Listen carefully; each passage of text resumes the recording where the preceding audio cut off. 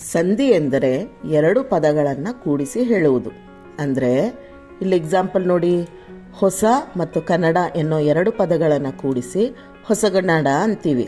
ಅದೇ ರೀತಿ ಊರು ಊರು ಅನ್ನೋ ಎರಡು ಪದಗಳನ್ನು ಊರೂರು ಅಂತ ಒಂದು ಪದ ಮಾಡ್ತೀವಿ. ದೇವರು ಮತ್ತು ಇಂದ ಎನ್ನೋ ಪದಗಳನ್ನು ದೇವರಿಂದ ಅಂತ ಹೇಳ್ತೀವಿ. ಹೀಗೆ ಎರಡು ಪದಗಳನ್ನು ಒಂಗೂಡಿಸಿ ಒಂದು ಪದವಾಗಿ ಹೇಳುವುದೇ ಸಂಧಿ. ಇದು ಯಾಕೆ ಮಾಡ್ತೀವಿ?